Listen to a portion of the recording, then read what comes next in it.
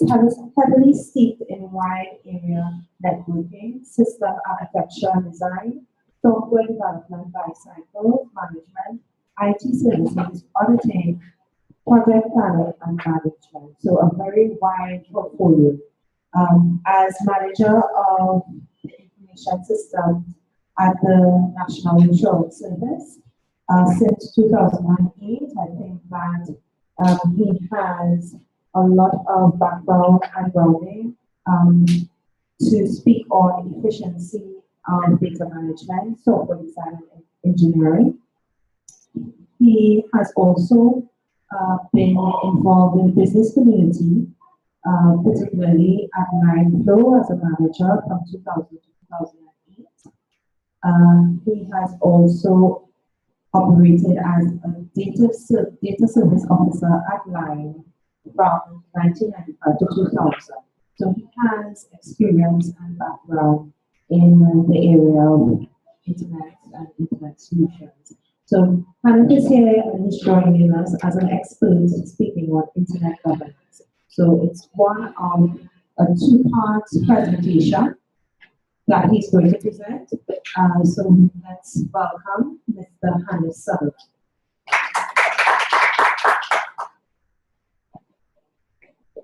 Thank you very much, Dale. Good morning, everyone. Good morning. It's good to stand here this morning in front of such a wide and experienced audience. Dr. Thompson, I'm finally out of cable and wireless and flow.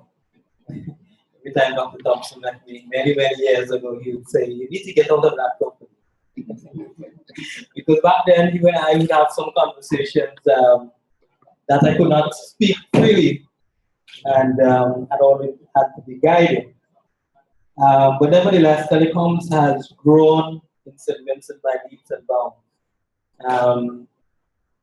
And as Jenna mentioned, when I joined Cable and Wireless, I was primarily headhunted in order to bring a more diverse portfolio and to look at areas that company can improve their internet service. It started back with dial-up and so on, and then grown by leaps and bounds into ADSL and broadband and so on.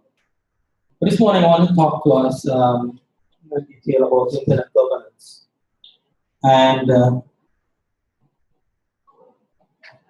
primarily to speak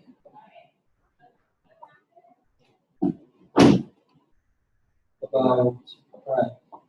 So when I asked all the artificial intelligence out there, what is internet governance?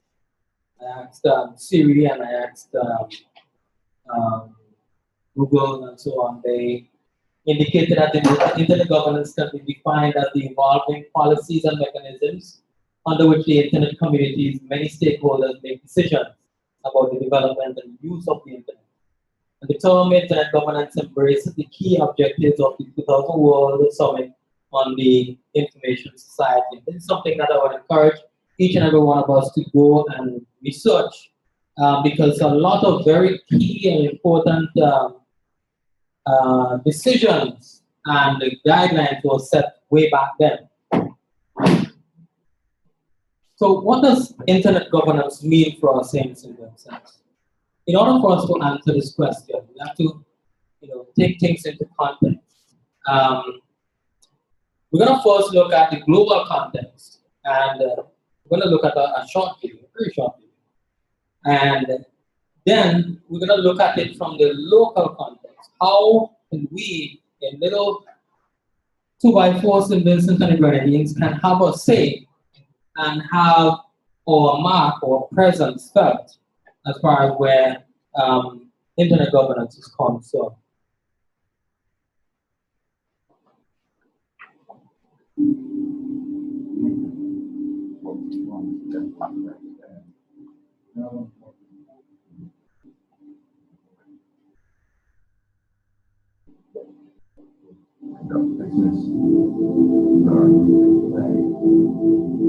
It's the modern day equivalent of the public world. The internet has become public space in the 21st century. The sphere of activity from all kinds opened up all backgrounds, all beliefs. The internet has facilitated unprecedented economic growth and expanded access to information. It has also revolutionized global civil society. But it is also a largely ungoverned space with few rules of conduct, vulnerable to new threats from censorship, crime, espionage, and even conflict. The internet has traditionally been an open space, loosely regulated and largely operated by the private sector. That is slowly starting to change as some states call for active government control. Some authoritarian regimes now censor search engine results, or have gone so far as to cut the entire country off from the internet.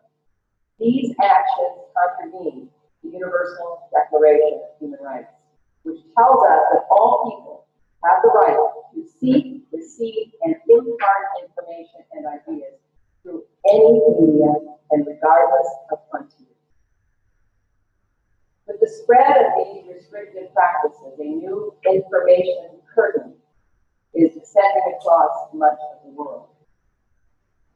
At the same time, as we spend more time online, governments, private companies, and even criminals can collect vast data that reveals a great deal about what we like, where we go, who our friends are, and even what we think. In 2013, the revelations of the U.S. National Security Agency's capabilities shocked people around the world. Surveillance is the business model of the internet. And a lot of NSA surveillance piggybacks on corporate surveillance. Whether it's getting internet cookies, whether it's using your cell phone as a tracking device, either directly because you have a GPS, or through the cell tower, or through apps that transmit location. Meanwhile, cybersecurity threats are multiplying. Criminals target our identity and money.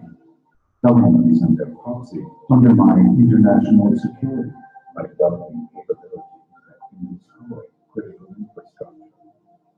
Cyber poses a very complex set of threats because profit-motivated criminals, ideologically motivated hackers, or extremists, and variously capable nation-states like Russia, China, North Korea, and Iran are all potential adversaries who, if they choose, can do great harm. Additionally, the methods of attack, the systems targeted, and the victims are also expanding in diversity and intensity on a daily basis. Increasingly, the internet and social media are also used to spread propaganda and misinformation. Russia and China, for example, employ armies of internet users to promote their party lines, harass opponents, and create confusion. Extremist groups are also exploiting the internet to recruit followers to the cause. For example, the Islamic State has reached out to potential recruits in Western Europe and the United States through Twitter and YouTube. The high-quality videos, the online magazines, the use of social media, terrorist Twitter accounts, it's all designed to target today's young people online in cyberspace. Addressing these challenges is complicated by the complex history and governance structure of the internet. It remains a decentralized network of networks, one largely built by the private sector and civil society actors, primarily in the United States. Overall, the internet is more loosely governed than most areas of world politics and other arenas like trade and nuclear proliferation. States are the ones that call the shots, working through formal bodies like the World Trade Organization. The internet isn't like that.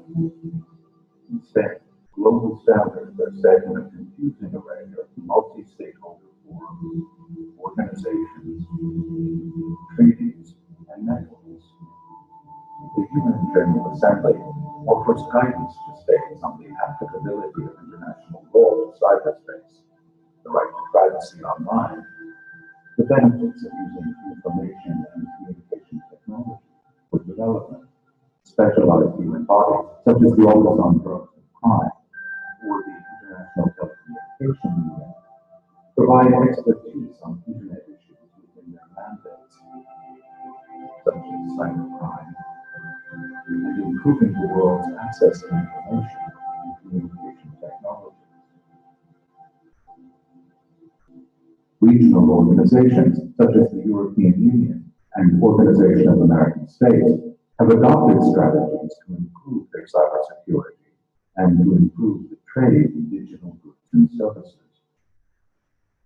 Meaningful collaboration on all of these internet-related challenges is hampered by disagreements over whether the decentralized model of governance should be replaced with one that is multilateral and more state-oriented.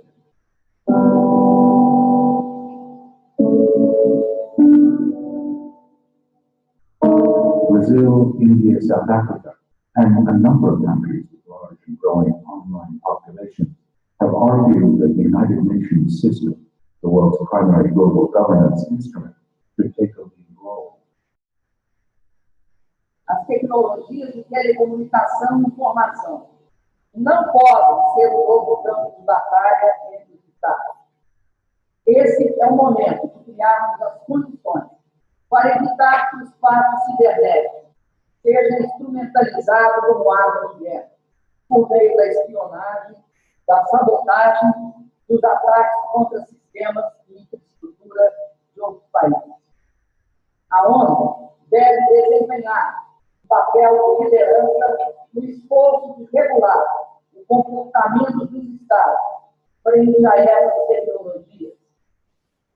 The United States, the European Union, and others embrace the contributions of the private sector and technical community.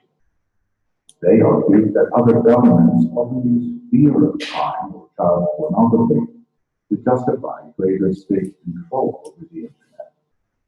Nothing would be more fatal or self-defeating than the heavy hand of state control on the Internet, which only thrives because of the talent of individuals and industry within an open market for ideas and innovation. The failure of countries to agree on a common approach to Internet policy challenges is having two consequences that could threaten the Internet's future. First, the threat of Internet fragmentation is growing. Already a number of states have passed legislation that requires data to be stored locally or criminalizes online dissent. The next 3 billion users will come from the developing world and many different countries that prefer the top-down, state-centric model of Internet governance. We got into a situation in which you had to ask for permission for the Internet fundamentally operated differently and different protocols and different rules in markets around the world. You would destroy the economies of scale that enable an idea to be born global. Second, the proliferation of threats from criminals, states, and their proxies poses a threat to everyday users and could potentially undermine international peace and security. Our data is already embraced as more devices such as cars and industrial control systems are connected to the Internet. Our physical security could be threatened.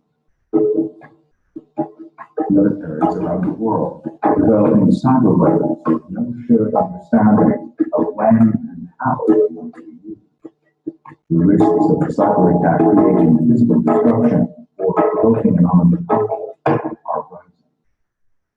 Countries will no doubt continue to disagree fiercely on a number of Internet-related questions, as they do in every sphere, from nuclear security to economics. But if we do not rise to the challenge and hash out rules of the road and common norms, the immense benefits we derive from the Internet could be put at risk.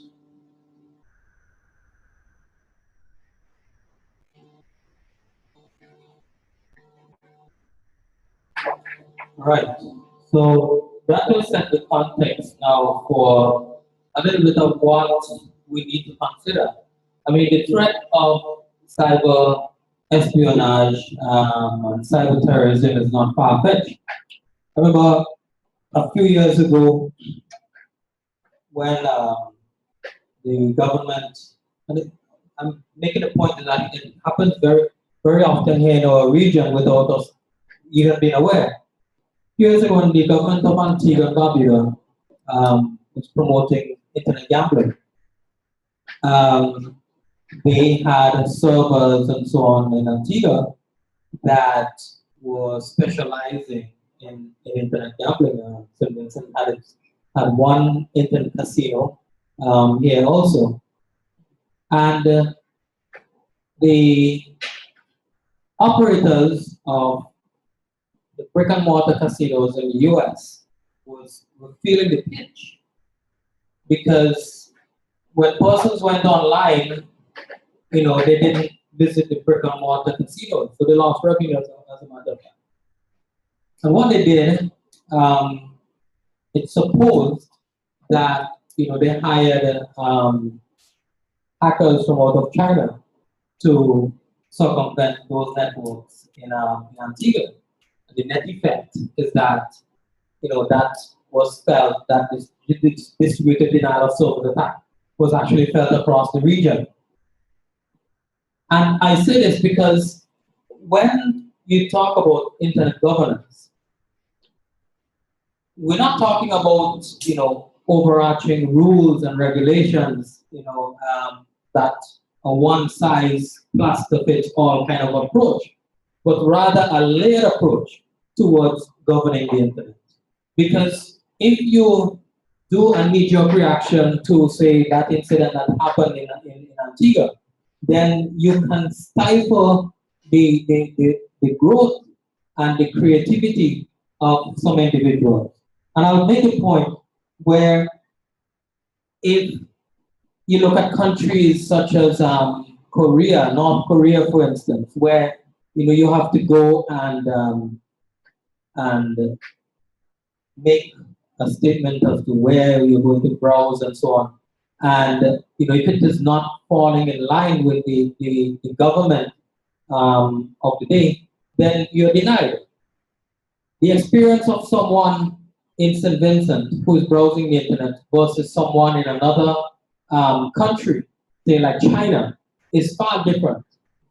And that is what organizations like ISA are attempting to implement, where we would have a broad-based framework that addresses all these challenges. When governments try to circumvent or try to ensure that they have total control, then it's up to organizations like the United Nations and the International Telecommunications Union to stand up and say, hey, you may have a particular requirement, but the internet has a particular set of governance rules that you cannot go on that route. All right? So for the purposes of where we stand today, all right, is for us to consider, or maybe look at a context on how to address the challenges that we face on the internet. I mean, we saw across the region, wide sweeping cybercrime laws. While they may, in fact, protect our young people and children, have we stopped to think about other things such as free speech that others may quantify, that may be censored?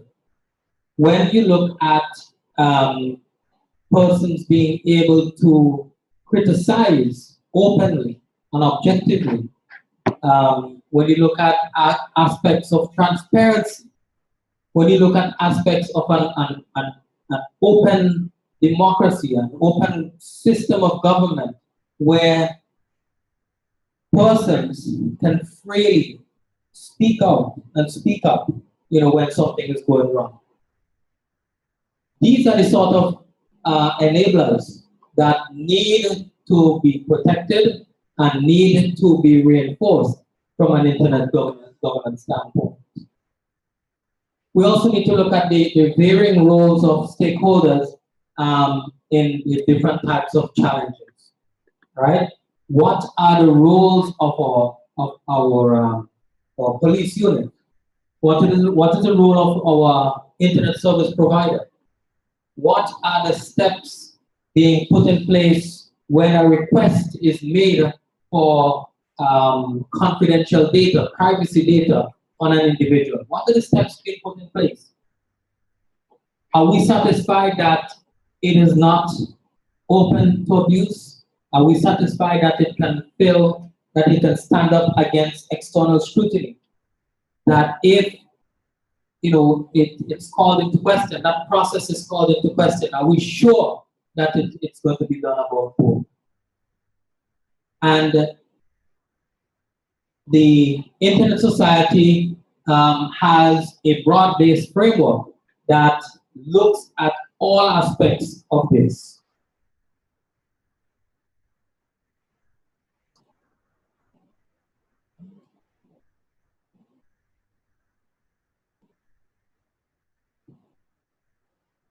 All right.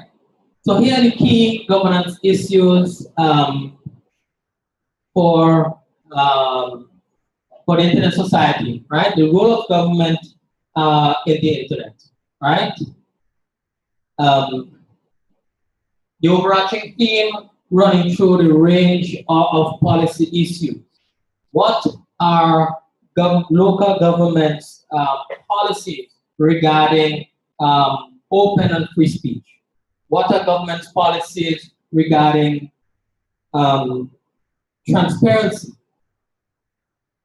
Right? Capacity building, giving government the tools to participate.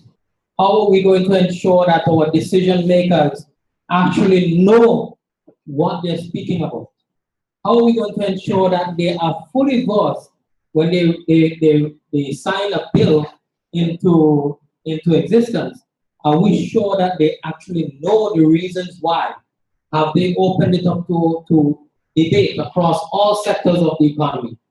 Are our government, our people being engaged in a way that they are fully aware of what policies are being put in place to guide their thoughts and their actions?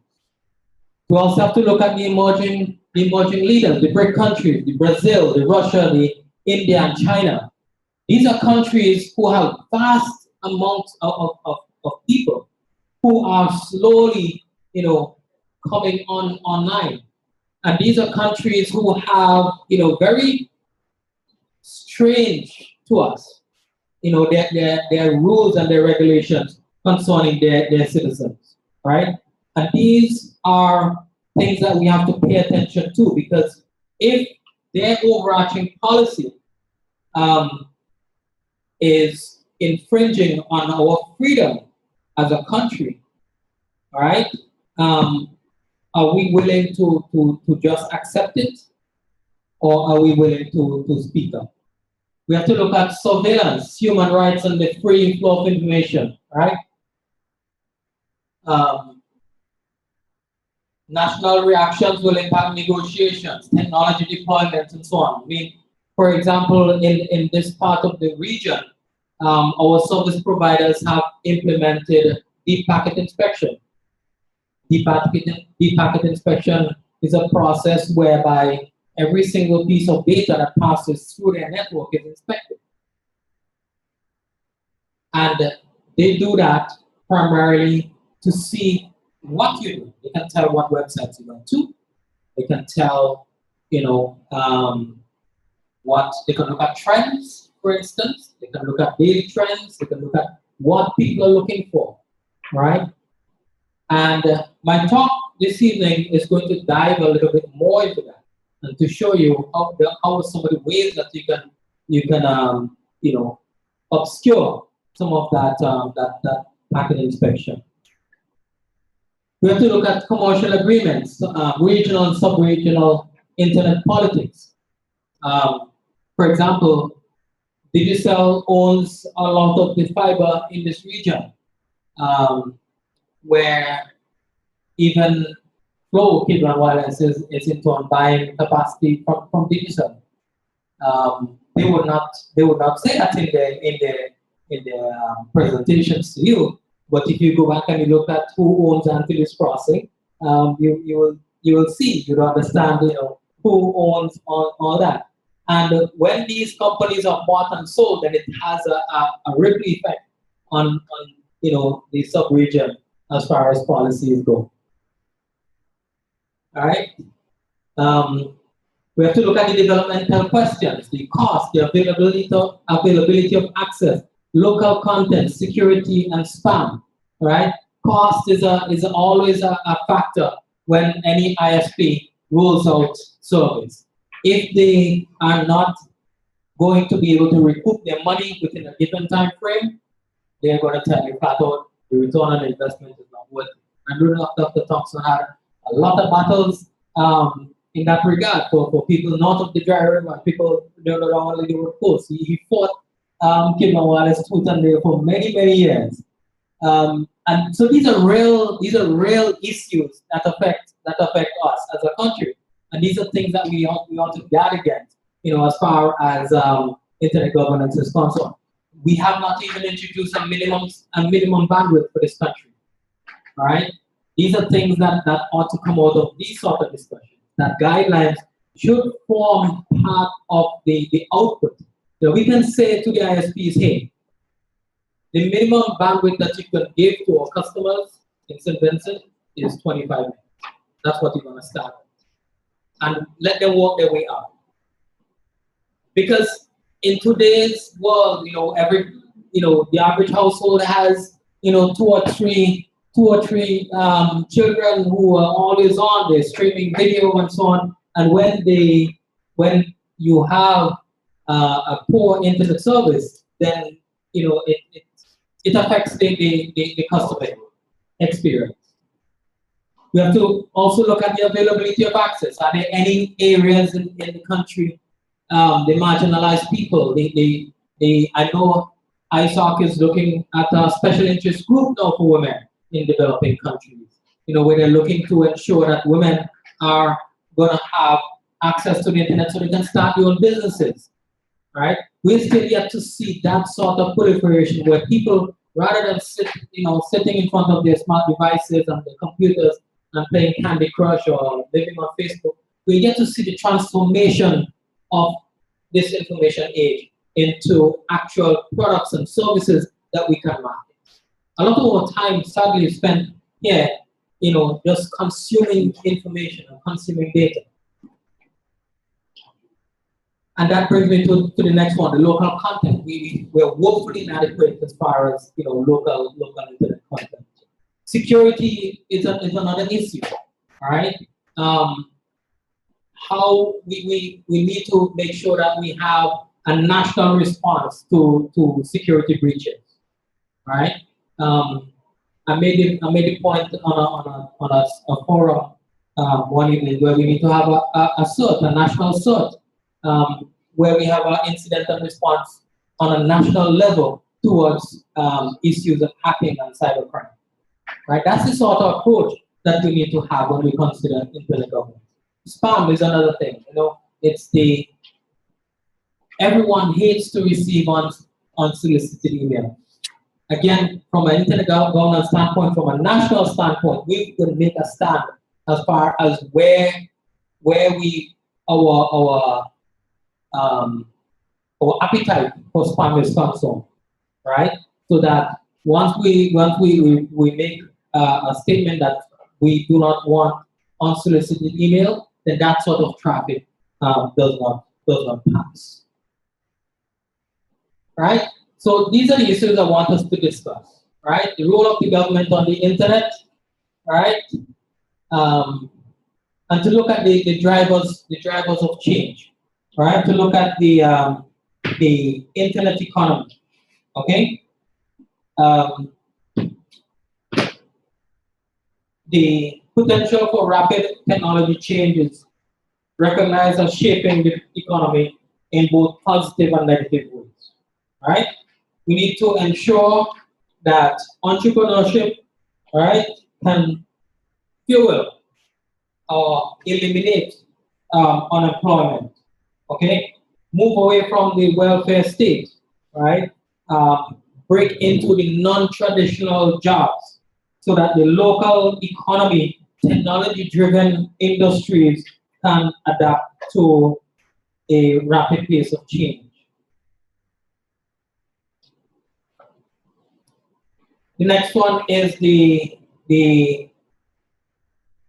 digital divide. This is something that we have made great strides in, as far as St. Vincent is concerned. We have had a serious breakthrough since the advent of mobile phones as far as people who are exposed to the internet. Sadly, that does not translate into actual productivity, right? So while we have, more or less cornered the bridge on the digital divide, we still want to ensure that when we look at internet governance, that from a national standpoint, we set the framework in place so that people can apply creative thinking to create jobs and create opportunities for each other. Artificial intelligence, right? We are seeing a proliferation of AI in many things now, from the devices that are standalone at the moment, like the Amazon Alexa, and the Google Home and so on. But sooner or later, these things are going to be incorporated into our computers, in our mobile devices, right? And we're going to be able to mine all that data. But from a governance standpoint, we have to be very careful as to who has access to that information and what are they using it for, okay?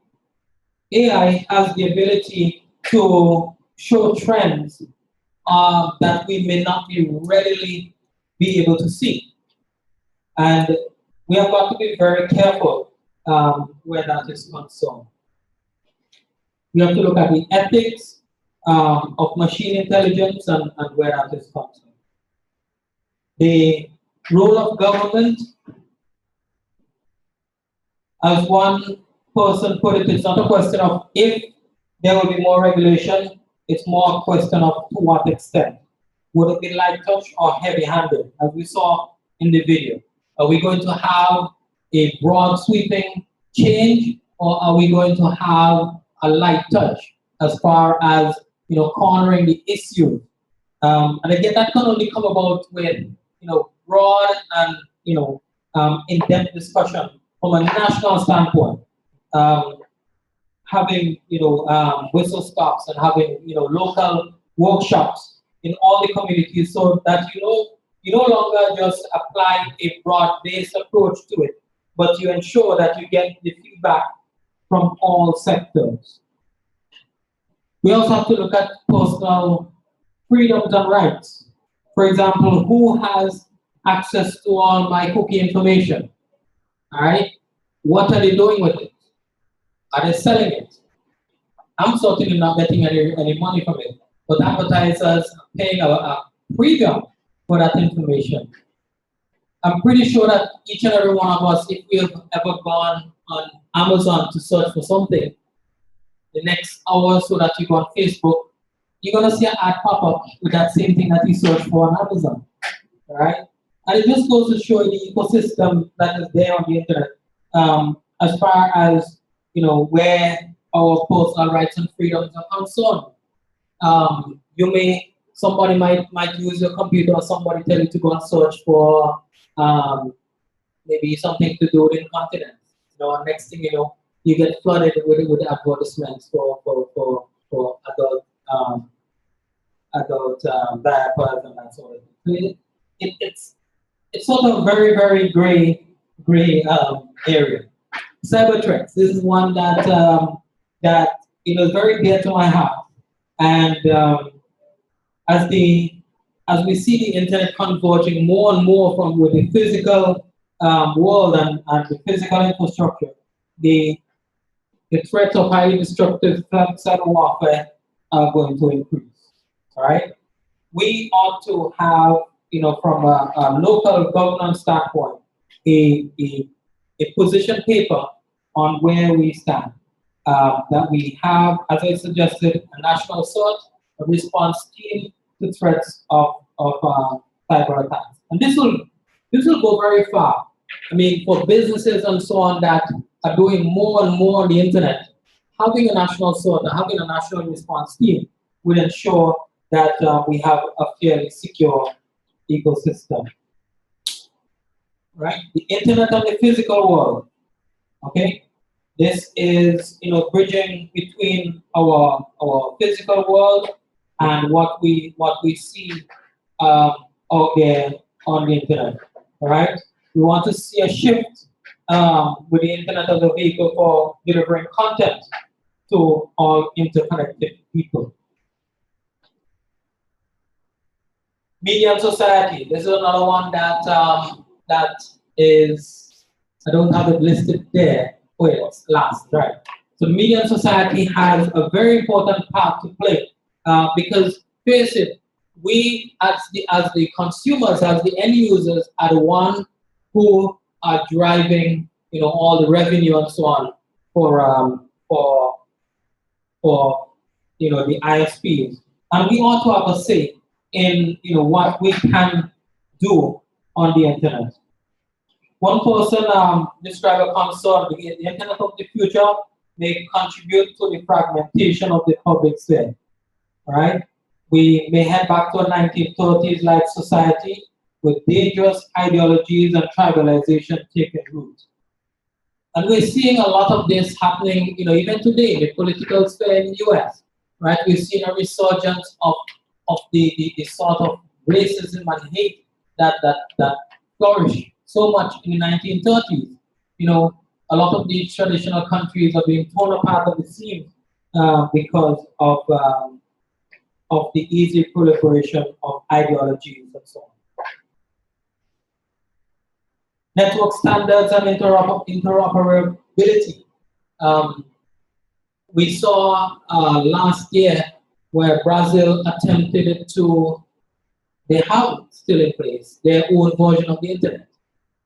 And these are things that, by creating, these additional protocols or these additional portals, then it makes interoperability very difficult. It makes it harder for people to share information. As you can see from the statement with the UN, that it's a fundamental right and freedom now for people to be able to express themselves. Right? And when you censor, when you ensure that people cannot freely and openly express themselves, then it becomes a serious issue for governance. All right, so that brings me to the end of my presentation on internet governance. It is by no means, we're just barely skimmed the surface as far as where this topic is concerned. There are lots and lots of resources on the ISOC website. I encourage you to pay a visit to that website. If you're not a member of the local chapter, make sure that you get registered. This is the only way that you're going to be able to join the conversation, have a meaningful say, and help the policymakers and the lawmakers towards charting a course that each and every section can have an input on. Thank you.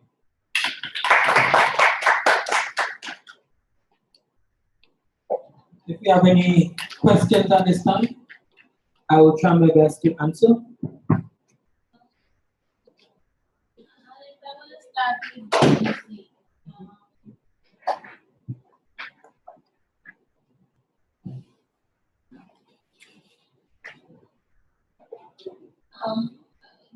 The first part is more of a statement rather than a question. I want to start with .bc, and I know .bc is our country code, and we haven't seen a lot of it. And in my opinion, I think when we're starting with the internet and championing the internet, we ought to have our identity on the internet. So that is one of the things I think is the first step. one of the second thing, which is a question, and I want to put out the idea to everyone that is there. One of the things you mentioned in your speech is not, this is not the direct, but it's about new non-traditional jobs, right? And I always think about non-traditional jobs because I've been in IT for a long time. To me, I think it's a really long time, and I've done a lot of things in IT. And while I am successful in IT, when I'm in St. Vincent, I could see so much bottlenecks in IT. And I've come across when I'm not doing IT, I'm doing Paradise Below, my badminton business. And I find that there's such a big market for bags. There's a lot of people are doing bags and so on. And one of the things, to my understanding, is that even though we think about non-traditional business, traditional business is what pushed everything. And when I look at in the history of St. Vincent, and I may be wrong, if this is my my view of what I see, is that we've never really had a lot of traditional business. And I think that when I'm in the UK, I know people, I'm on TV, I've seen on TV. I've seen designers have business that just make dress straps. Just the straps, right? Big business with just the straps. And I find that is so ridiculous. So I mean, she doesn't even have to make the whole dress. And she can make money from that. And I find that in our society, because we don't have the weavers and the crafters and all of these kind of people, and we don't have the knowledge. Sometimes even when you start doing something like that, it's a struggle. And the other thing is that when you do have the internet and all its wonderful working, when I come to St. Vincent as a visitor and I look for things that are traditional and the places to go on the business, I cannot find them on the internet because they have never existed, right? And I think sometimes, even though we look at the internet, which of course it is a wonderful thing, we also have to look at our local environment. So a guy cannot produce video if he doesn't have a camera, if he doesn't have, and if there isn't substance in the background for him to do. Because you have to do, yes, there is nature and there's culture and so on, but you also have to have the culture too. So the first step in I think that in St. Vincent, and I'm only talking about our local environment, when we look at the end point that is IT, we also have to look at the beginning, which is the source of the material for us to come, because we are not in the UK, we're not in Taiwan, we're not in Japan, we're not in America, and we do not have the same history as some of these people do. A lot of people, when they talk about economy of scale and all these differences, they have that in their countries. And while we go on the internet and we see beautiful, bright ideas and we look at that, we also have to look at it very importantly in the context of St. Vincent. All right. I think perhaps if we address, because you raised several points, and I hope I can remember all of them. But the first one you mentioned was the .VC. And I know St. Vincent has traditionally had a very challenging time regarding .VC. We started our first with 2 cows, and first of all, we had to get it back from the University of And when we got that, then it was handed over to 2 cows. I mean, Grantley himself was involved in that. Dr. Thompson was involved in that. Up to a certain point, and then it went over to carry access, and then since then, we have had more or less of a serious challenge. But it's something that we need to revamp, and I really take your point in having .bc identified as unique living extension. I mean, from a marketing standpoint, .bc can be used to register venture capital. And these are just the wild ideas that we can put in place. Yeah, sure. I think it's important. Recently, there's an initiative where the NCTI is now in charge of .bc. And I was even surprised myself hearing that government actually makes about $2 million US a year from .bc in terms of sales, and so it's a nice piece of revenue. Mr. Burgess left the room, but I was hoping he would stay to show that just before independence, there's going to be a major initiative in relaunch with the new entities who are assisting. But I think that the NCTI is going to need a lot of additional advice and support. And I think that support from the society will be a very useful entity because, we've got to put management and all sorts of things in place. I'm pretty sure initially management is going to have elements of weaknesses and so, but there's new ideas coming out of that. I'm pretty sure there's going to be improvement for a lot of people. This is something that should be raised again when Mr. Burke is in the room so that he can some additional. I think one of the other things that you mentioned too was the non-traditional businesses. Yeah. I mean, and that is something that we can really push. I think what we have to look at is utilizing technology to enable the non-traditional businesses. For example, a tailor who might be making pants and so on has to look outside of St. Vincent for his revenue. Okay, he has got to use and harness the power of the internet to push his goods and services. I know David is doing a lot of fantastic work in graphics and animation, and he's not looking at just St. Vincent alone.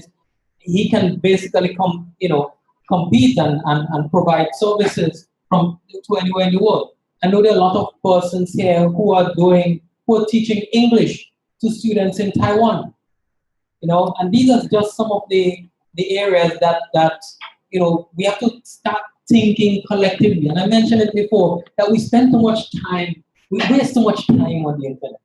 And if we can just apply ourselves, to think creatively. I always say, I smile when somebody say it's difficult or it's a challenge.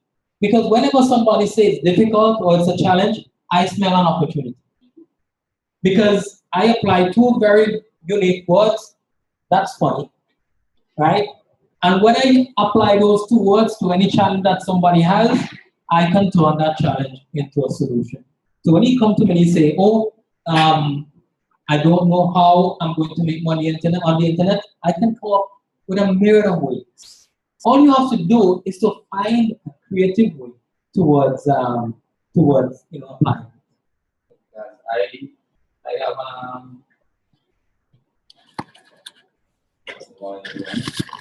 I actually have a website that you can go on.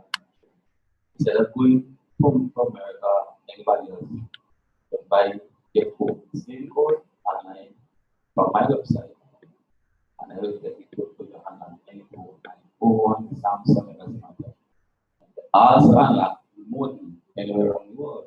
So I don't just lack on two services by publishers. So my website anywhere around the world, once you log on to it, you can actually go, look through your phone, put the IME, just the same procedure like that. I send you back the code, you put it in, and the pay. And that's wonderful with that, because you're demonstrating that the internet has become an enabler for your business. When a few years ago, when I started out to make handcrafted pens, and people kept saying to me, these things look really, really nice. Maybe you should start selling them. And I started to sell them. I sold a few on Facebook, and now, it's going to a partner where I can't keep up with the demand. So here's a non-traditional business that is being enabled by the internet. Another one. Just to make an observation. Have you ever noticed some groups on Facebook?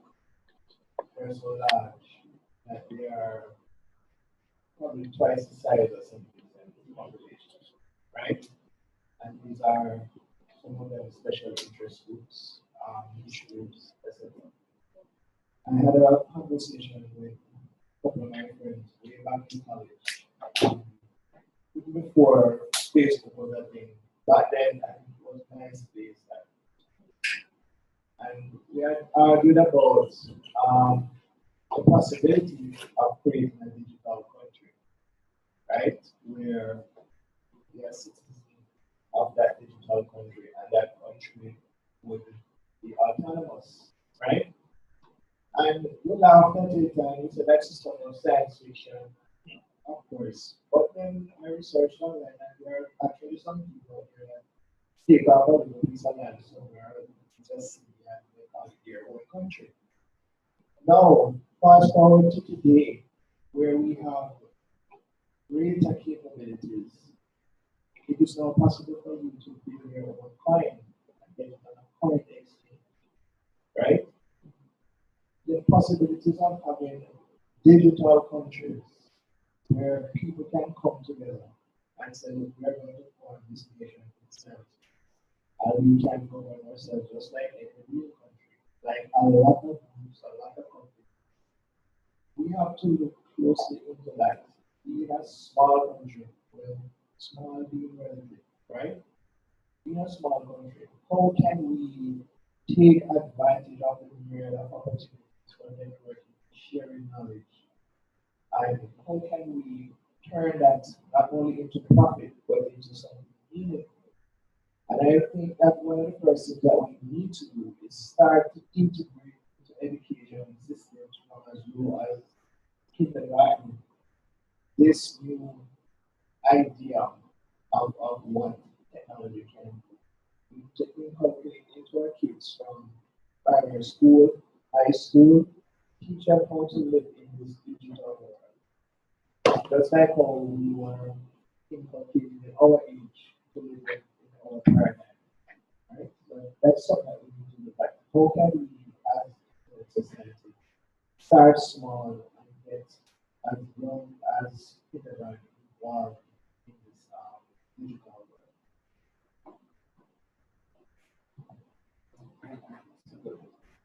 I was just about to answer the last part of Harriet's question when she asked about from a small country standpoint. I mean, we don't have our own content and so on. One of the largest names on YouTube is Casey Neistat. He lives in New York, and every day he just talks about his day. That's all he does. Talks about his day. He gets millions of views.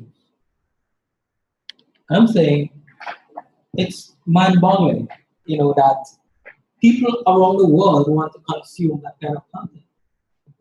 We get to see someone start out their day here in St. Vincent and talk about their day. I'm pretty sure there are people in our diaspora who want to see what a typical day in the life of a Vincentian looks like. I heard you made a comment that I hadn't quite agreed with. You said a lot of people are wasting time on YouTube. And essentially, that may be considered as a bad thing. But that may be the opportunity itself. I'm going to look at owing to somebody because of what they've done today. You know what I mean?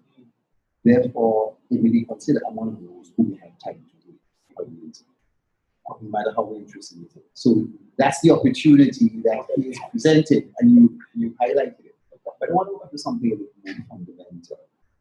And when I did a couple of quotations from Donald Trump in terms of let's close down this section of the internet, let's stop it in your video. You cited a number of them. That whole issue of privacy, openness, freedom of information, the access. How do you arrive at a consensus? And in the deliberations, if you and Grantley and Games and so forth think there should be absolutely no there should be full freedom, and therefore other individuals say, look, we must maximize the level of privacy and so forth. How do we achieve an element of, is there a compromise, or can you have both? Can you have a maximum amount of freedom of information, can you have a maximum privacy? How do you go about achieving some element of consensus? Or is it necessary to achieve a consensus? What can an internet society actually do and prescribe from a national point of view, how we should be looking at this? You asked me the difficult question. If I can take us back to when the internet was first started, right? The internet was purely for academic reasons, and it had one central purpose, was to link universities to each other. And later on, the military got involved, and that's how the internet was pushed. When commerce or the commercial sector got involved, and when the World Wide Web, catapulted into what we see today. And there's no one good answer. At the same time, there's no one bad answer to the question you're posing. What is needed is for open dialogue between everyone. I'm pretty sure that we can all agree that crime is unacceptable. Right? We all agree? Yeah. I'm pretty sure that we can all agree that cyber terrorism is unacceptable. All right? Can we all agree that child pornography is unacceptable? Right, so we have the foundation for consensus. We have the foundation for things that we're willing to accept and things that we're not willing to. We have the foundation for a set of governance rules that we as internet society, that we as a country, we as far as where we stand, that there are things that we will tolerate or things that we will accept. The persons who want to pursue those other areas, maybe they would need to be relegated to the other side, like the underground side, the onion router and that sort of thing, right? Where the internet as we know it, right, is easily accessible. I long for the day when unsolicited email can be pushed into the dark web. And I've written several, white papers on this, right? And it's not difficult to do. It's not difficult to do because all it takes is for the policymakers, for the citizens of the internet to say, look, this is unacceptable, all right? Now you should not be sending me a virus.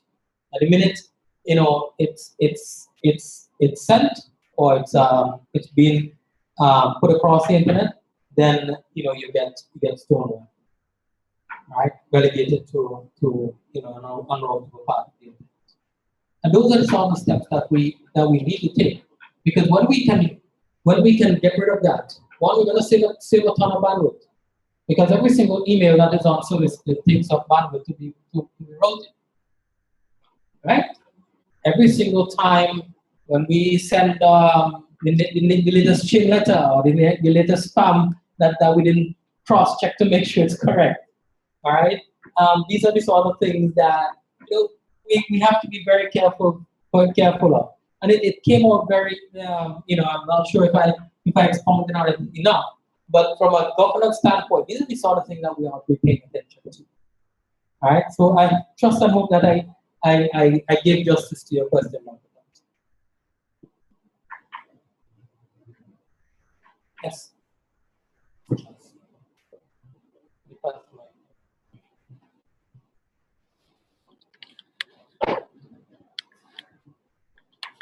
The one thing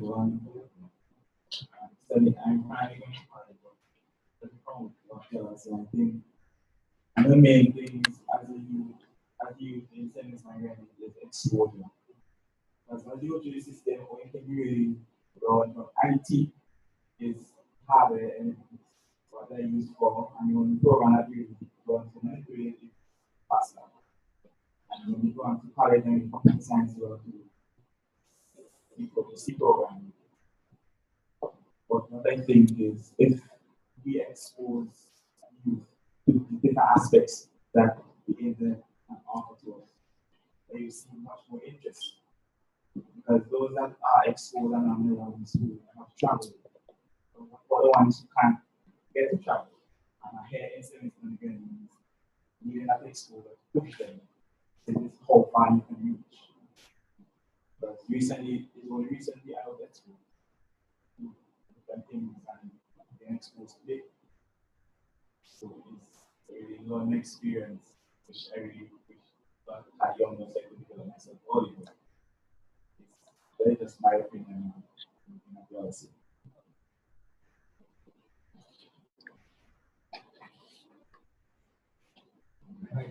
Great question.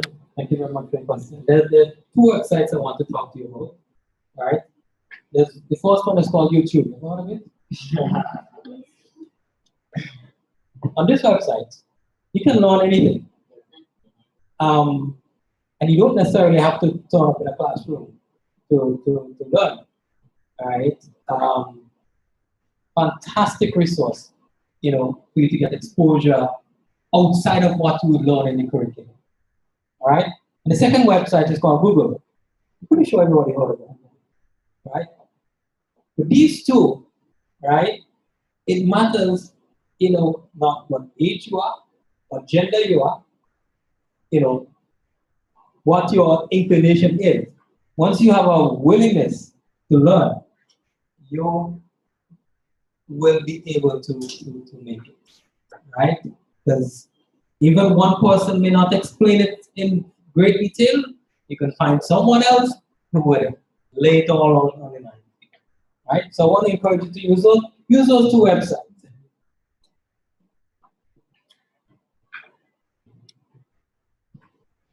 Hi, I just want to expand on what the young man was talking about, the educational element of it, more so how we utilize structural educational systems to ensure that the youth are aware of this, this alternate reality, which is the internet, because it is like a world on its own.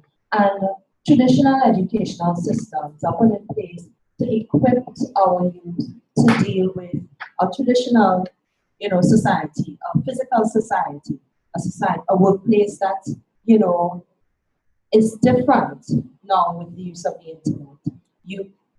It's not necessary that you have to go into an office and you're working with someone directly next to you and engaging in it. Some offices work virtually, where you're expected, as you may come into an office space, but you are straight away on the computer doing something online, collaborating with individuals, not only right next to you, but other places in the country and the world.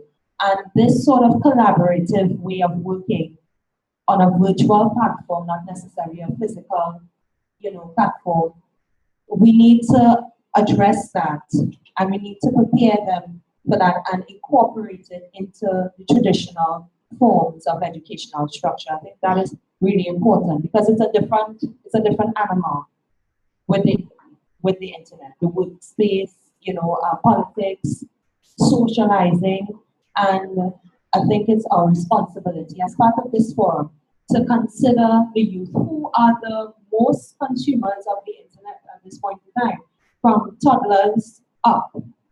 You could see them with a tablet in their hand, looking at YouTube with their little, baby videos and what's not, consuming and learning and knowing how to utilize it more than we do. So having some sort of structured approach to ensure that they are safeguarded, I think is also important to consider because there are dangers. There are good things. You can go on YouTube and you can get a lot of good tutorial videos to learn anything in the world, but you could also get a lot of negative as well, and being able to filter that and get them to understand how to identify the dangers, the pros, the cons, and what's beneficial is important as well. Good point.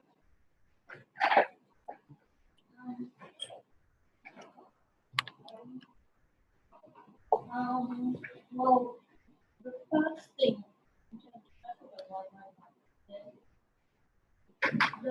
what they said about YouTube and Google, I think sometimes it starts with a challenge. Well, you have to have a challenge. When your system breaks down and you have that error, you start to look. And I think even things like searching on Google, sometimes people don't even know how to search for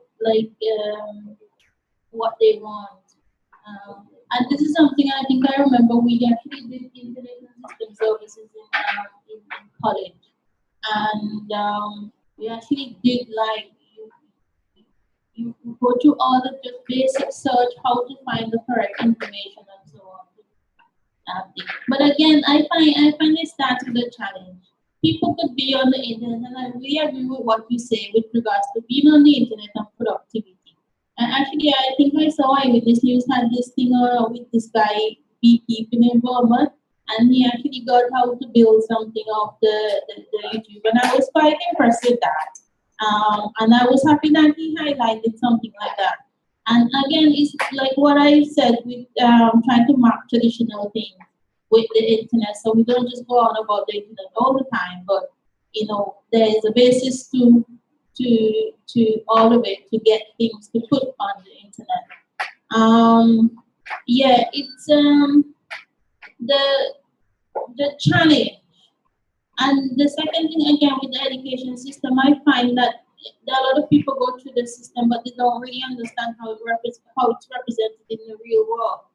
And I find that I get a lot of requests to help people with programming in Pascal and a lot of ITSB and whatever. And the key problem that I had is that people don't understand what they're doing. The Excel is all calculated, the formulas are there, but they don't understand why they're doing it, how it relates to the real world. And that is actually the problem, rather than they can't do the work, which they're all brilliant. They do the work well, they can probably calculate better than I can, but they do not map the IT that they're studying in school with what they can do in the real world. And what I'm going to say about that is the second thing is that what I found, because I lived in the UK for a lot, and one of the things in the UK has a lot of rules. And I think one of the recent things that they have, like advertising standards and different things, is that when you say something, you have to have some measurement to it, right? And I think that's one of the things that's lacking on the internet. Of course, you can all see, and everybody has an opinion. And sometimes you look at this opinion and you say, but then you're not pointing to where the material is, where you can get it. And when you ask them to point it to that information, it's more vexation. Because nobody really, even when you study, they don't take your opinion. You have to go and research material and reference something before you come to a conclusion. You have to do some kind of survey and so on. So I really hope in the future that, when we're making our local internet society, as we go through, we'll try and do things, get information to make good decision on. So instead of saying, oh, well, the young people are lazy, right? Really go and find out what the problem is by survey. It could be that the survey say that they're lazy, but I would prefer the survey to say that they're lazy than my opinion is that they're lazy, to be honest. So I think that a lot of people don't do any measurement, and there's a lot of opinion. So we have to be very careful about it, that we don't just say this person is this or this person is that, and really get into the whole common thing of people just having a lot of opinion without no proof to their words. Yeah, thanks.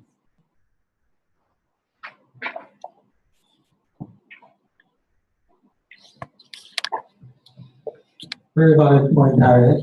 And I do endorse what you say in terms of the research and so on. But we are to a certain extent at a crossroads as far as where internet governance and the internet regulation and so on is concerned. We're still very young in the industry. We still have a very, very far way to go. We have made a very important step, however, by forming the local chapter of ISA. And I'm really hoping that a lot more people get involved. I want to see more civil society get involved. I want to see more of the business community get involved. Because, traditionally, these things are run by volunteers and so on, and we really need the investment from the corporate sector in order to make it work. The benefits that can be derived are far-reaching.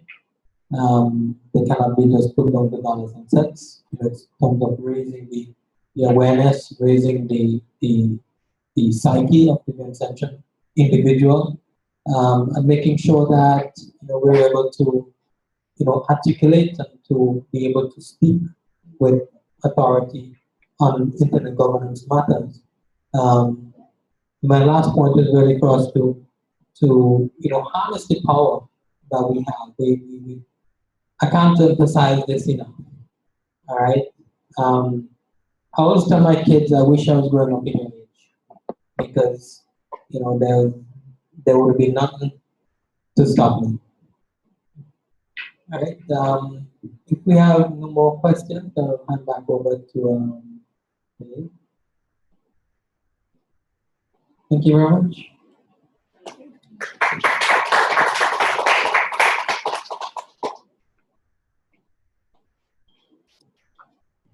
Thank you very much, Mr. Sutherland. That was a very, very engaging, interesting presentation. Thank you all for participating and really making this a forum, and sharing your thoughts, your views, your ideas. So we're on the road on the right track for the next 3 days. We're going to break for lunch now. It's now our lunch, so we're back at 1 o'clock. Yeah. Same setup as the break.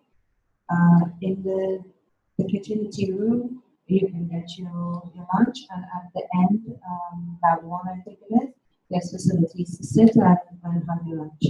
Okay, any questions before we go?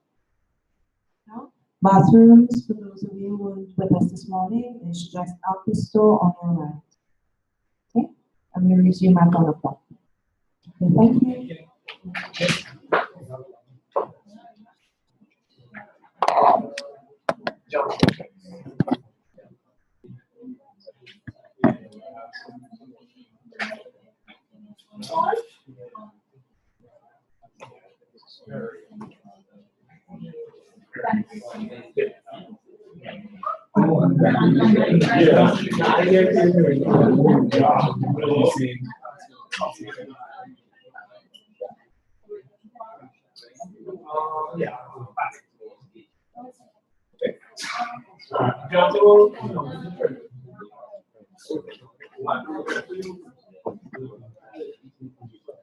Hi guys, I just want to remind you guys, we